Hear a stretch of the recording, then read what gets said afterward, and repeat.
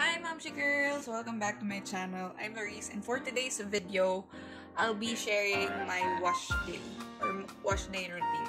So, ito na yung buhok ko ngayon.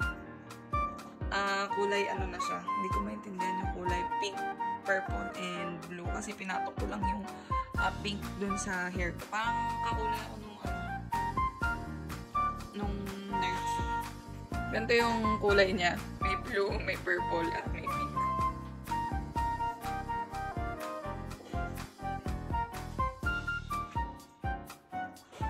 So, ayan na. Dahil wash day ko ngayon, ituturo ko sa inyo or ipapakita ko sa inyo yung process at mga products na gagamitin every wash day. So, same lang siya. Almost the same lang siya ng final wash. If you have watched my final wash video. So, we need a Lowpoo, a deep conditioner and conditioner, at saka gel or styler. So, nasa inyo na yun. And also, I have a new product na trinay ko. Kahapon ko lang siya, or na isang araw ko lang siya trinay. Kasi nung isang araw, ako nilinis ng buhok ko. Then kahapon, hindi ko siya binasa. Kaso natulog ako last night nang walang silk cap. So, ganyan na itsura ng buhok ko. And hindi ako nag-refresh kanina umaga. So, ayun. So, kung gusto niyo makita yung buong final or wash day process, please stay tuned.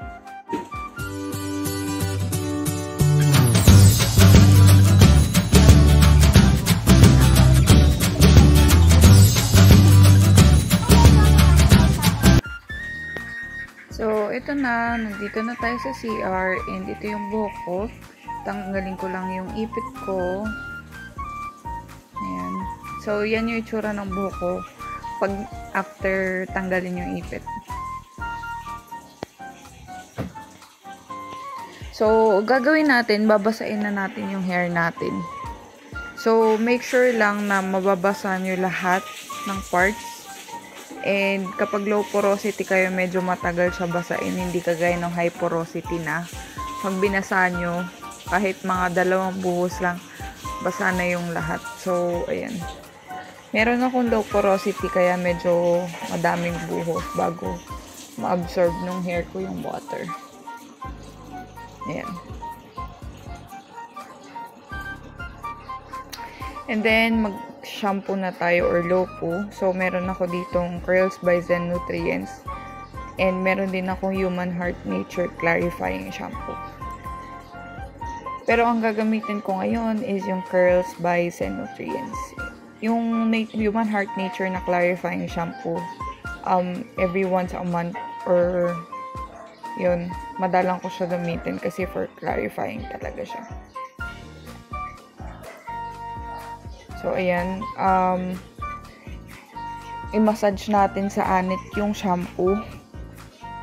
At dun tayo mag-focus sa anit. Kasi, yung kahit low po siya, wala siyang silicones and nakaka-dry pa rin siya ng dulo ng hair.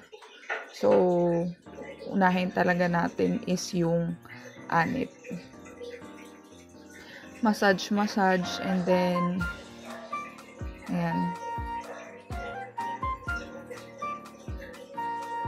Pwede rin kayong gumamit ng scalp brush para dito. Para mas madali umabot or parang mas makamot. Hindi naman makamot. Mamassage yung anit nyo. So, ayan. Pag babanlawan nyo na, pwede nyo nang isama yung, pag malapit nyo ng banlawan, pwede nyo nang isama yung dulo ng hair. Ayan. So, hindi naman kailangan ng sobrang tagal yung Lowpoo ng buhok. As long as nararamdaman nyo na medyo nakahinga na or wala na yung mga build-up dyan, pwede na yun. Naka-fast forward lang to kaya parang mabilis siya. So, ayan. Binanlawan ko na din yung hair ko. And there you go. Nag-scrunch pa rin ako after. So, next na natin is yung DeepCon. Meron akong yung Zenutrients, meron din akong Human Heart Nature Coco Mask. And, pero ang gagamitin ko ngayon is yung Keraplus. Kasi, mas gusto ng protein ng buhok ko ngayon, especially, colored and bleached hair na yung buhok ko. And, mura yung Keraplus. Para lang siyang conditioner, pero mabango. May coconut. Tsaka para medyo tipid din. Kasi mura lang siya. Wala pang 20 pesos yung isang sachet. So, pag nalagyan nyo na yung buong hair nyo, pwede nyo na siyang ibabad with cup. And yun na, ibabad ko na siya for 30 minutes. And, ayun, babanlawan ko na.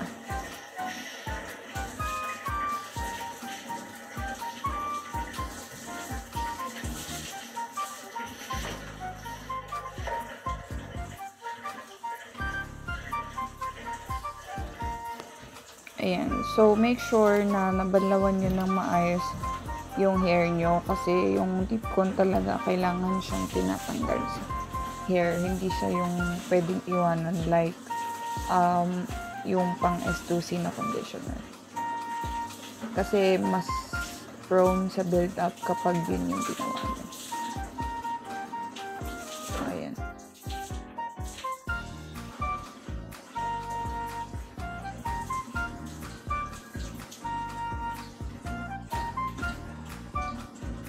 So, ayan. After ng pagbabanlaw natin from DeepCon, kasunod naman is yung S2C. And ang gamit ko is yung Curls by Zenutrients. So, medyo matipid tong Curls by Zenutrients kasi nga napaka-thick nung consistency nung product nila.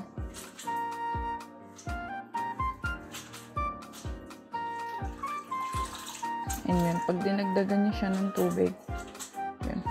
So, ang ginagawa ko is yung S2C na planggana method. Pero hindi planggana yung gamit ko kasi tabo siya. And medyo maikli pa naman yung hair ko. So, ayan. Ilulublog ko lang yung dulo ng hair ko sa water. And then, nag-scrunch ako. So, kapag medyo kinat ko na, so kapag medyo jelly na yung hair, ayan, nagsusuklay ako ng white teeth comb, wide tooth comb, tapos ayan,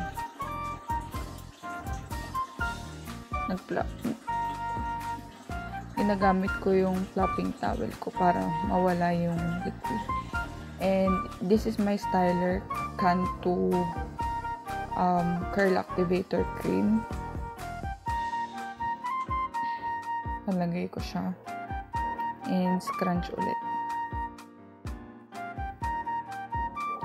So, after nung Cantu, ang gagamitin naman natin is gel.